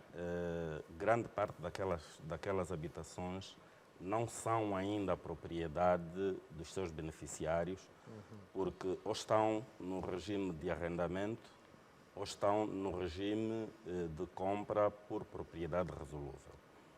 Então, são processos que ainda podem ser revertidos. Não é? Eu não encontraria, assim, no imediato, uma resposta para essa questão. Mas, se me permitir, Amilcar, eu queria só rebater um pouco do que os colegas referiram em relação aos números da autoconstrução dirigida. É verdade que esses números são sempre discutíveis. Portanto, não seria possível nós criarmos uma tabela para o sistema de autoconstrução dirigida que obtivesse uma unanimidade em relação à interpretação. O caso de Luanda, em concreto, que é a cidade que tem maior número de habitantes e que também tem o maior necessidade de habitações, se nós colocássemos disponíveis lotes em um número elevado, nós estaríamos a concorrer para a sobrecarga da cidade de Luanda. E se nós reduzirmos, nós estaríamos em contramão daquilo que são as necessidades dos habitantes de Luanda. Então, é uma questão que é importante ela ser colocada. É importante ela ser colocada e ser analisada. Mas aquilo que eu acho que é mais importante na questão que foi colocada é que nós precisamos de começar a fazer alguma coisa. Em termos de autoconstrução dirigida, precisamos, de facto, de começar a dar alguns passos concretos. Um pré-requisito para esse processo de autoconstrução dirigida é a existência de planos diretores municipais. Portanto, existem muitos municípios que não têm ainda um plano diretor. O lançamento foi feito no BIE, não é? Portanto, o BIE é das províncias que, felizmente, tem planos diretores nos seus 9 municípios.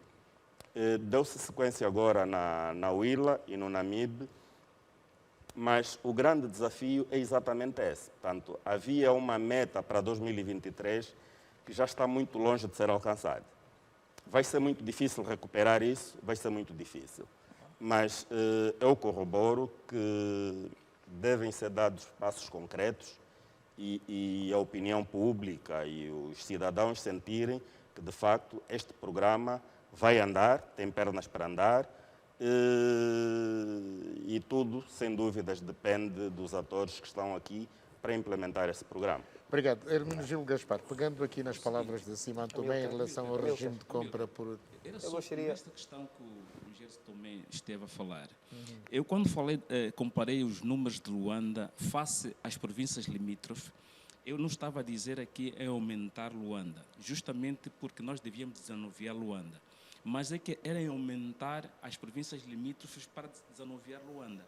E quando eu vejo um aumento significativo, eu digo para Huila e Bengo, Kwanza Norte e Kwanza Sul, que cercam Luanda, não têm um número razoável para equilibrar aquilo que Luanda não vai ter, para que eu, se não tiver um lote em Luanda, posso concorrer e sair para Kwanza Norte, Kwanza Sul ou Bengo. É isso que eu vejo aqui, porque essa é uma preocupação de nós desanuviarmos a pressão sobre Luanda. Porque se nós continuarmos a dar em Luanda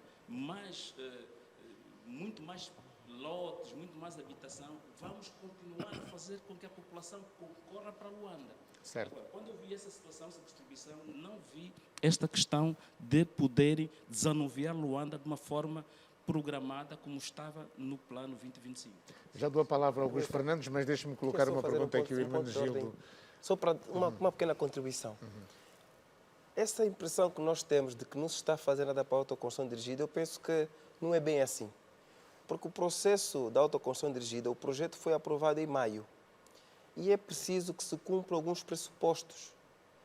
Nesta altura, quando se aprovou o projeto, definiu-se que 2023 seria o ano para o lançamento dos projetos pilotos. E nós definimos 3 províncias. A província de Luanda, com 500 lotes infraestruturados, a província da Lunda Sul e a província do Bié, cada uma com 400 lotes. Fizemos o lançamento na província do Bié. E nesta altura, quando a matéria está relacionada a trabalhar com fundos públicos e recursos do Tesouro, é preciso cumprir certos parâmetros. É preciso haver concursos públicos para definir quem são os empreiteiros que vão fazer essas obras. Neste momento, está em curso, foi publicado há poucos dias, o concurso público para infraestruturas dos lotes do Bié, que vão começar assim que for realizado o concurso. Estamos a preparar agora as peças para o lançamento dos concursos da província de Luanda e da Lunda Sul. Então, queria aqui desconstruir essa ideia de que não se está a fazer nada até agora. Nós estamos a trabalhar. Definiu-se que 2023 seria o ano para o lançamento do projeto piloto e estamos a lançar o projeto piloto para, nos anos seguintes, haver sequência do projeto. Importa ainda referir que os maiores atores para o desenvolvimento do projeto da autoconstrução dirigida serão os próprios governos provinciais. Quem tem a tarefa de operacionalizar o processo da implementação da autoconstrução dirigida são os governos provinciais. O órgão central é um órgão apenas que vai fazer o monitoramento do processo, para permitir que a província conheça as necessidades da própria província e encontre os melhores caminhos possíveis para que o processo flua de uma forma que satisfaça a todo mundo. Muito obrigado. Hermenegildo Gaspar, em relação àquilo que disse o Dr. Simão Tomé, em relação ao regime de compra por propriedade resolúvel, nós temos estado a assistir, e portanto isso é praticamente público, através dos nossos programas, incluindo o Fala Angola, que há muitos cidadãos que residem no Quilamba e que se recusam a pagar, portanto, aquilo que o Estado construiu. Como é que estamos nesta questão? Não, nós iniciamos uma campanha de sensibilização para o pagamento. Temos equipes montadas ao nível das centralidades e estamos a começar este processo na centralidade do Quilamba, depois vamos passar para a centralidade do Sequel e sucessivamente para as demais. Teremos um tempo em que iremos sensibilizar o cidadão para pagar e temos que dar nota que temos recebido uma boa aderência da população. As pessoas estão a aceder aos nossos postos para regularizar a situação. Muitos justificam uma série de problemas conjunturais muitos não sabiam, pensavam que os pagamentos ainda deveriam ser feitos na Sonip, outros na Imugestim. Provavelmente aqui neste processo também houve, de nossa parte, algumas falhas no sentido de explicarmos os moradores que os contratos assinados na altura via Sonip ou via Delta estão neste momento sob gestão do Fundo de Fomento Habitacional.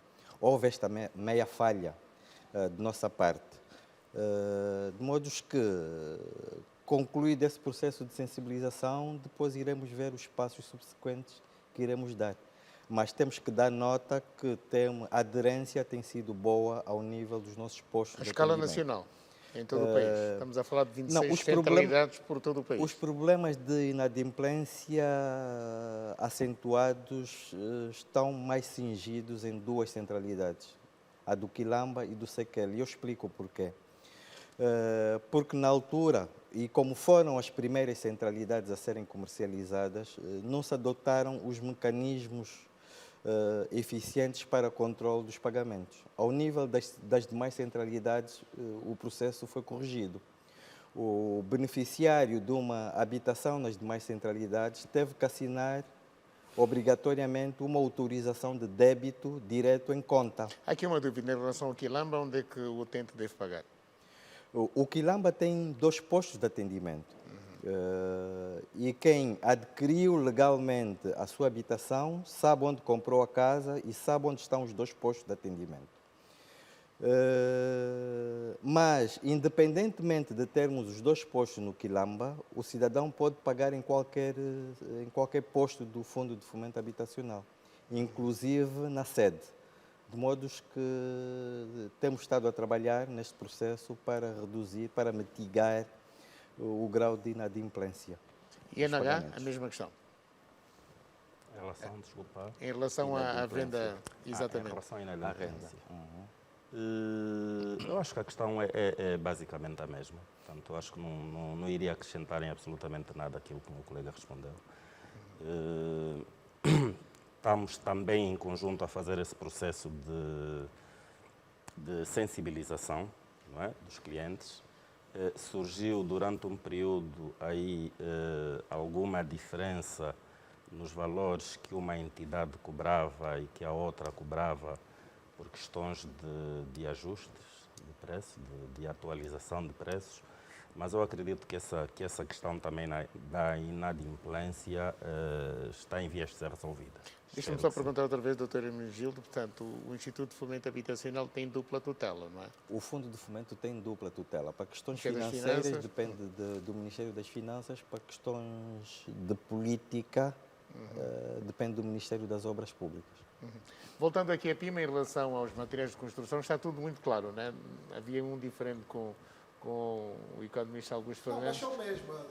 Não. 5 mil kwanzas são $5 hoje. O saco em 2009, quando começou a política, era $10. Quer dizer, não vamos fazer comparação, não estou a comparar 2021, 22 e 23. Eu estou a fazer uma comparação quando o Estado começou uma política pública em 2009, quando o saco de cimento custava $10, não tínhamos em Angola 2 fábricas de cimento, só havia uma. Hoje temos 3 fábricas de cimento. Naquela altura, 90% do material de construção para construir uma casa era importado. Hoje, 75% já é possível com produção local. Quer dizer, estes são factos reais que estou a trazer.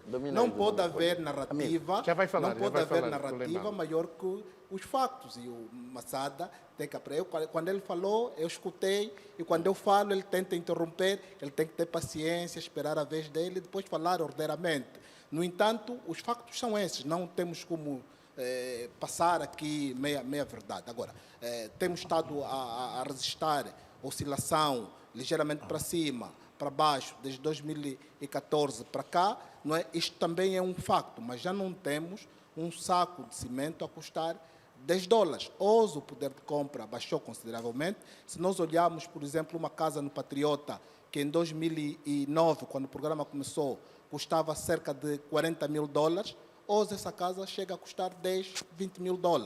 uma casa no Talatona que custava 5, 6 milhões de dólares, né, que naquela altura eram cerca de 600 milhões de kwanzas, hoje essa casa chega a custar 200 milhões de kwanzas, que já não são 600 mil dólares, o que implica dizer que, do ponto de vista de moeda estrangeira, os preços reduziram consideravelmente, mantendo os preços em kwanza, mas, no entanto, a população não tem o mesmo poder de compra que tinha em 2014, fazendo com que a procura baixe drasticamente e há esta distorção no mercado. É preciso que isto fique bem claro. Por outro, mas Augusto está a querer dizer que neste momento é mais fácil comprar casa em Talatona? Não, as casas em Luanda, em Angola, tornaram-se mais baratas comparando com o início do programa. Há uma matéria num jornal de especialidade que foi publicado não faz 3 meses, deve ser o jornal Expansão, que dizia mesmo que as casas estão mais baratas em Luanda do que em Portugal.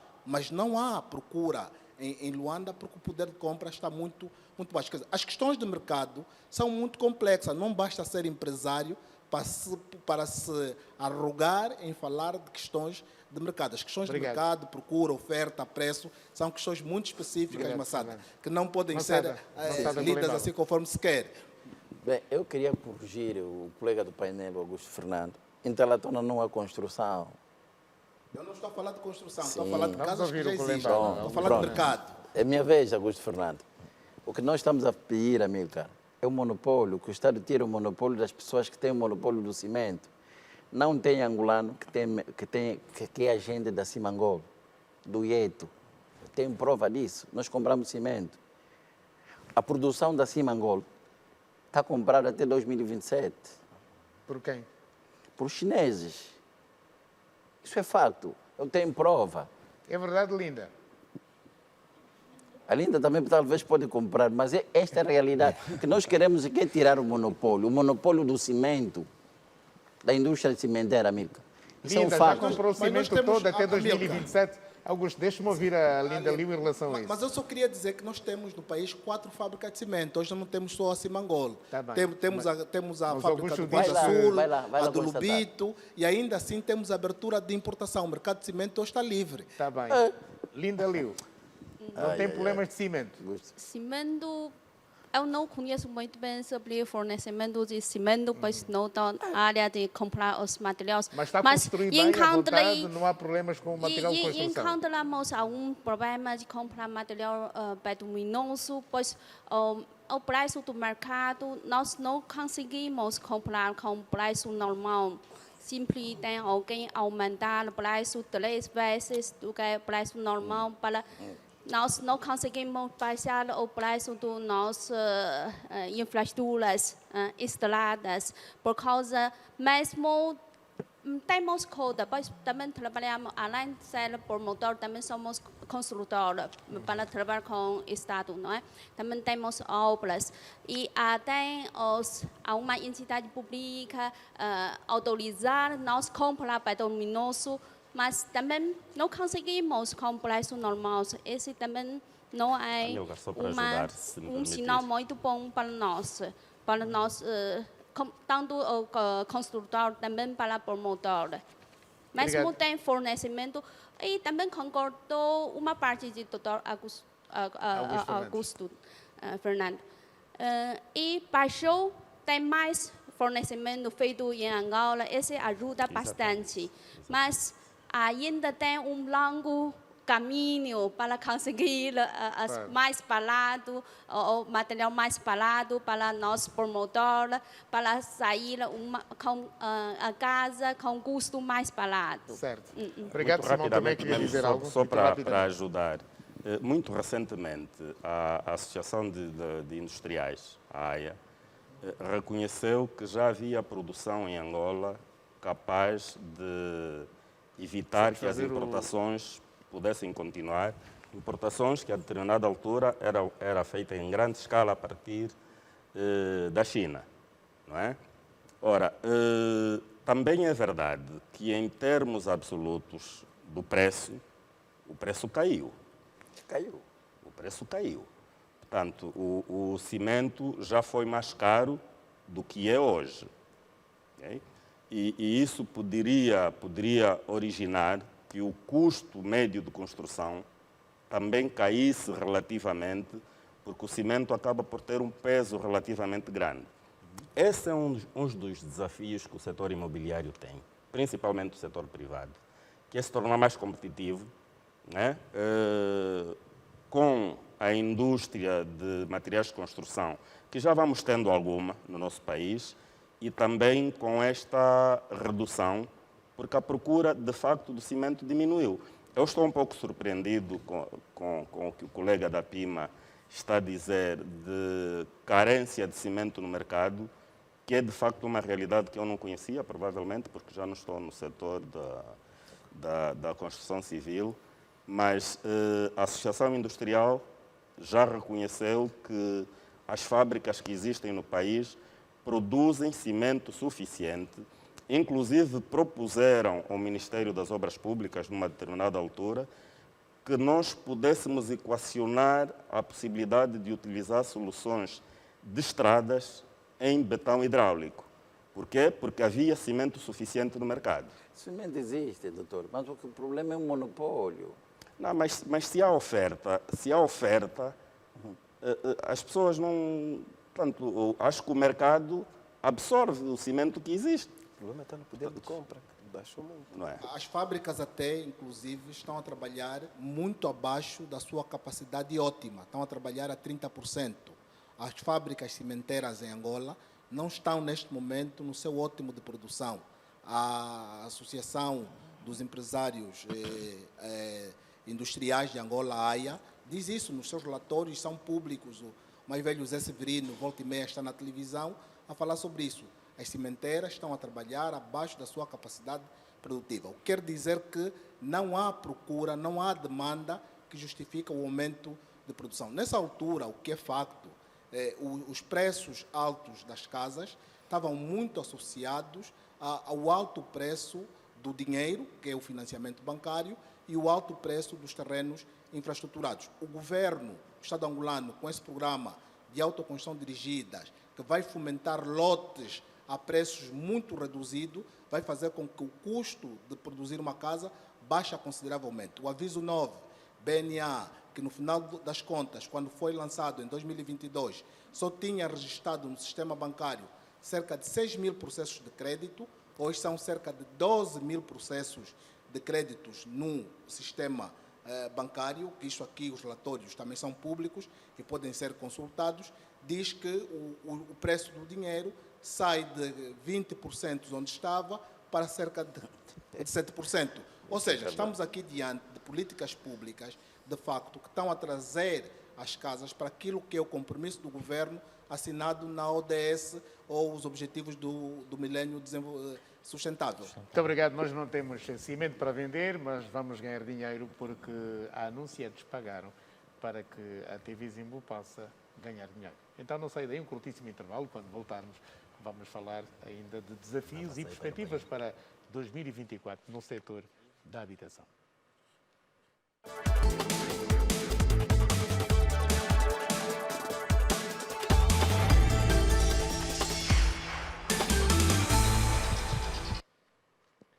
Programa Nacional de Habitação, na sua parte final, vamos para as conclusões. Barnabé Raimundo, desafios, perspectivas para 2024.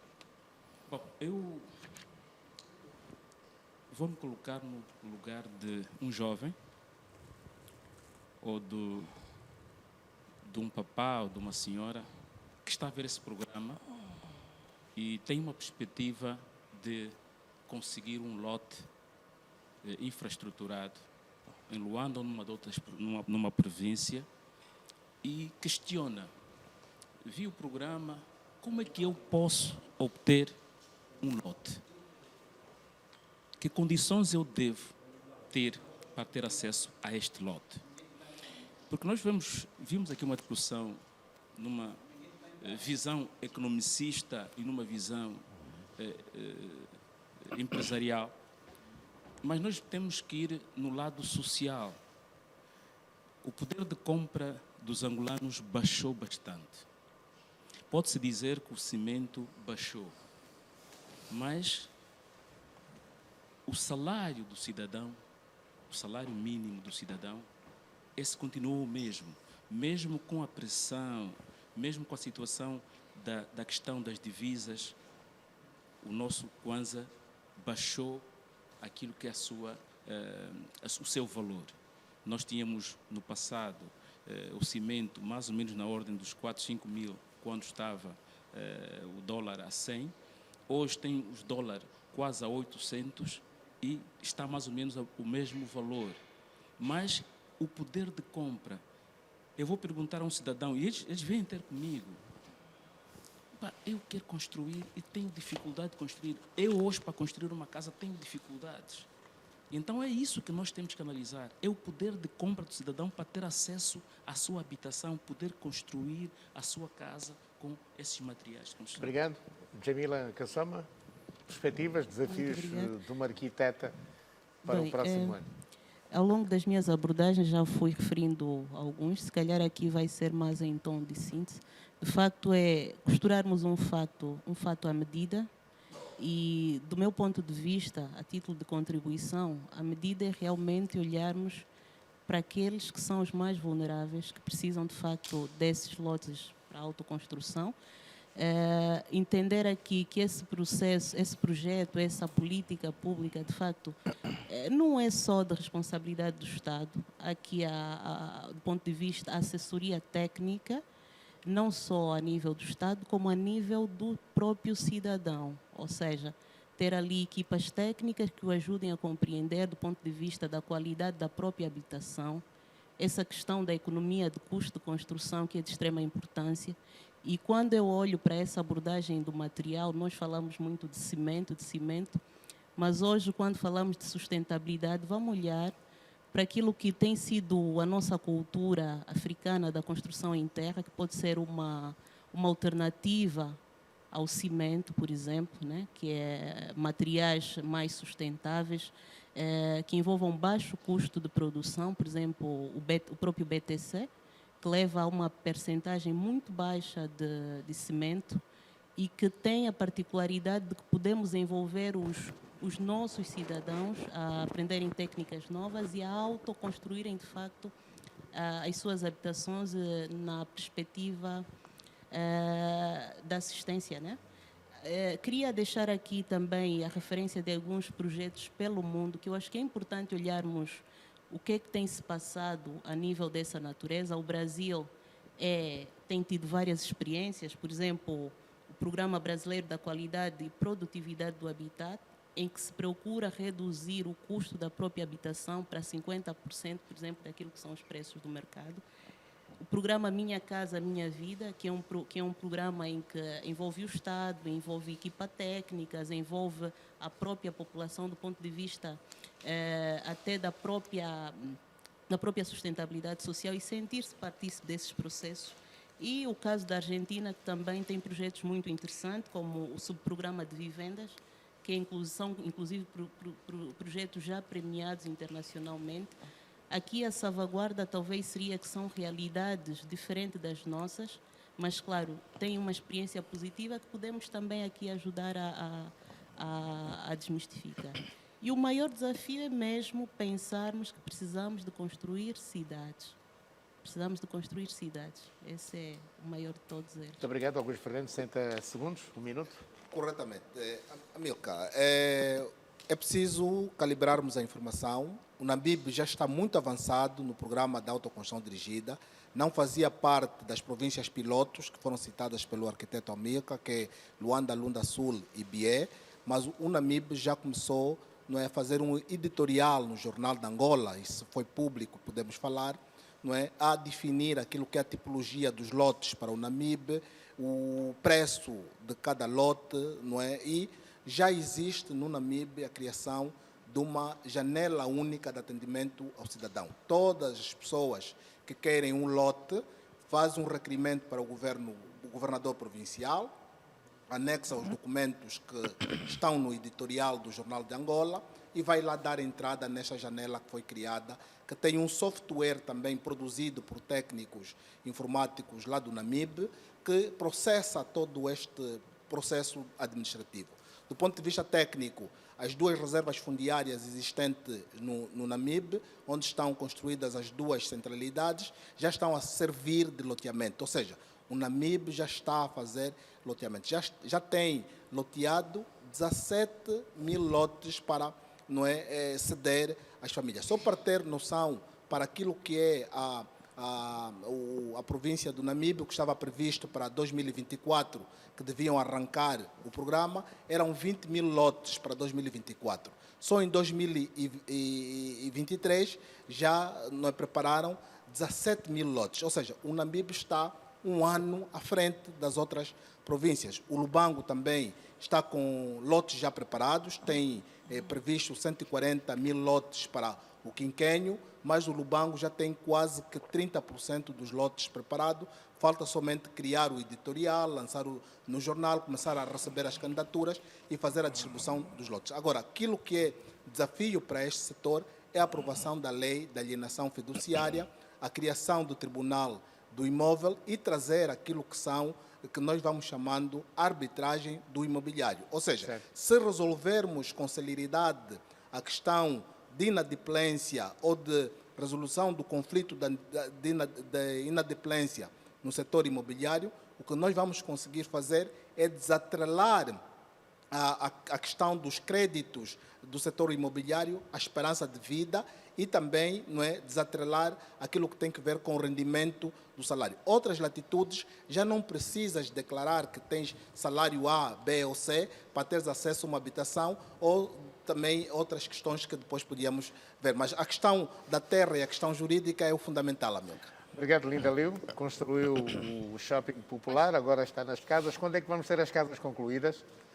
E para nós, Orlando Residencial, vamos concluir até março de 2024. Março do próximo ano?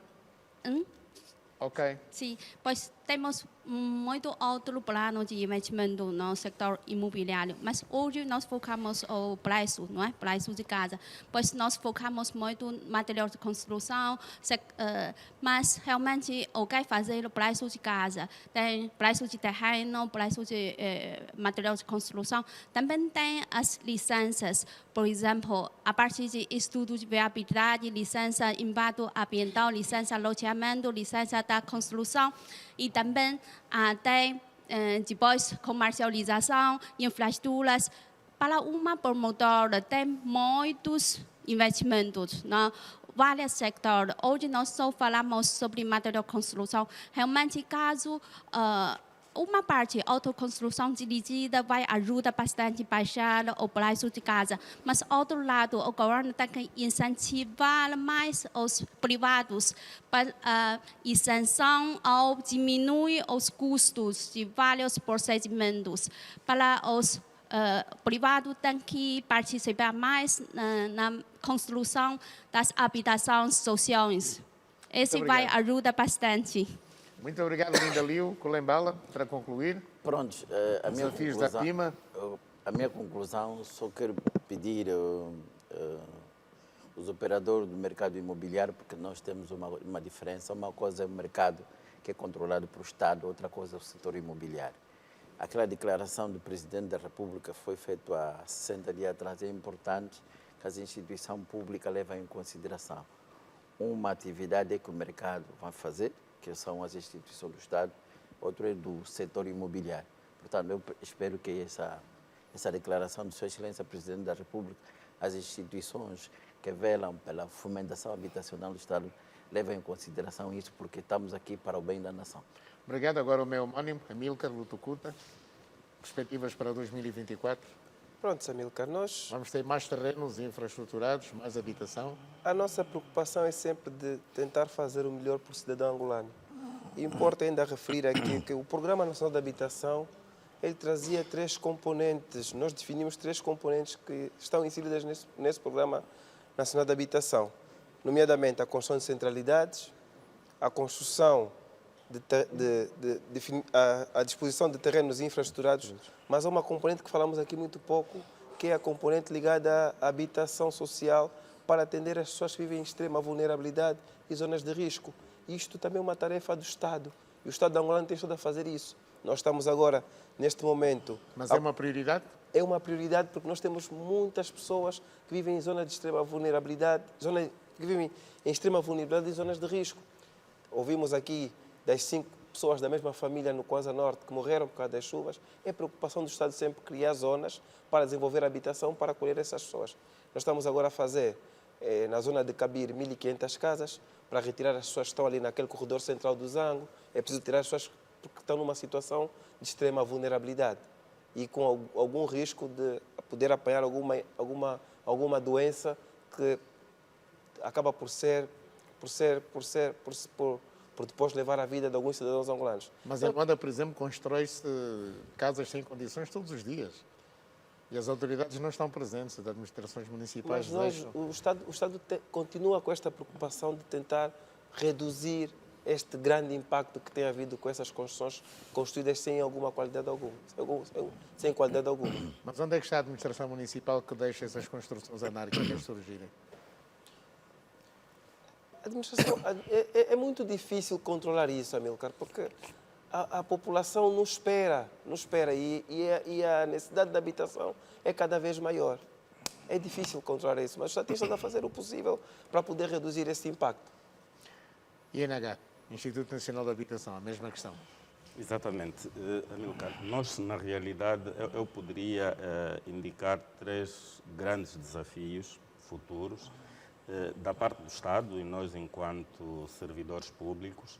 Portanto, o Estado tem essa responsabilidade de garantir as infraestruturas, sejam elas mínimas, sejam elas mais elaboradas, para que o projeto de autoconstrução dirigida, que depende do cidadão, possa ser executado. O setor público, e falando aqui em relação à intervenção do nosso colega da PIMA, o INH tem a responsabilidade de regular o mercado, portanto, o Estado é regulador do mercado, não é?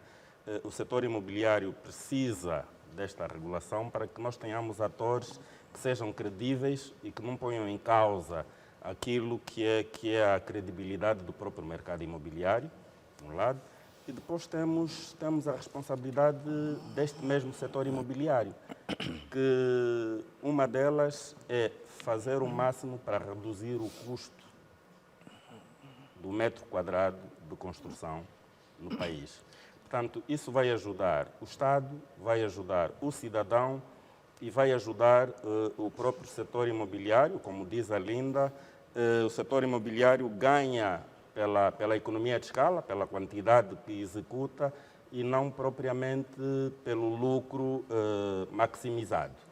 Portanto, há desafios e em relação àquilo que são as metas, o desafio do INH e de outras entidades que também estão no programa é chegar no fim deste ano, no fim do ano de 2024, e poder claramente dizer que nós conseguimos, nas províncias tal, executar X loteamento, beneficiamos X famílias e estamos dentro ou fora do programa, temos um cumprimento não é, de uma determinada percentagem aceitável daquilo que nós previmos inicialmente. Muito obrigado. Fundo de Fomento Habitacional? Não, eu gostaria de deixar aqui aos empresários do setor um desafio, aproveitarem o programa de autoconstrução dirigida para incentivarmos a construção de habitações, porque o programa prevê lotes também para serem vendidos para este fim. Não se vai lotear só para construções individuais, também há lotes com áreas que vão, salvo erro, dos 50 aos 100 hectares, acho que é isto que está definido. Não sei, os meus colegas melhor do que eu, porque trabalham nesta matéria, melhor saberão explicar. Mas é uma oportunidade que temos de conseguirmos terrenos a baixo custo para desenvolver projetos habitacionais. Agora, quanto aos moradores das centralidades, o meu apelo vai no sentido de dirigirem-se aos nossos postos de atendimento, não tenham medo de lá ir, mesmo aqueles que compraram as habitações por caminhos Fiat, que se dirigem aos nossos postos, os nossos técnicos estão preparados para explicar os procedimentos a adotar, para ver se conseguimos regularizar as situações dos nossos imóveis, porque o Fundo de Fomento precisa desses recursos para aplicar na construção de novas urbanizações. Nós, nesse momento, estamos a concluir 5 centralidades e precisamos desses recursos financeiros para aplicar nestes e, quiçá, num futuro muito próximo, ajudarmos também a financiar o setor privado, as empresas privadas, no processo de construção de imóveis, sem o recurso à banca convencional. Era o que eu gostaria de deixar. Muito obrigado. Vou agradecer a vossa distinta presença. Hermínio Gil Gaspar, Simão Tomé, Amílcar Lutucuta, Massada Colembala, Linda Liu, Augusto Fernandes, Jamila Kassoma e o meu amigo de longa data, que também veio, embora já não esteja ligado à construção. Vou agradecer a vossa presença aqui. Amanhã vamos estar aqui novamente neste palco aqui no Estúdio 3 da TV Zimo, porque na próxima quinta-feira o Presidente da República vai ser recebido em audiência na Sala Oval da Casa Branca pelo Presidente norte-americano Joe Biden. É um dos acontecimentos da semana e por isso amanhã vamos falar da expectativa volta desta audiência que o Presidente norte-americano vai conceder ao chefe de Estado angolano João Lourenço. Então, muito boa noite, foi o Debate Livre. Hoje falamos do Programa Nacional de Habitação, desafios do Estado, das construtoras, também falamos aqui dos custos dos materiais de construção e os nossos convidados fizeram um apelo para que não se construam mais em zonas, digamos, de difícil acesso, até porque estamos em época chuvosa e as mortes, as destruições estão a acontecer um pouco por todo o país. Nos últimos dias tem caído muita chuva, o INAMET tem dado conta, através também da TV Zimo, de que está muito difícil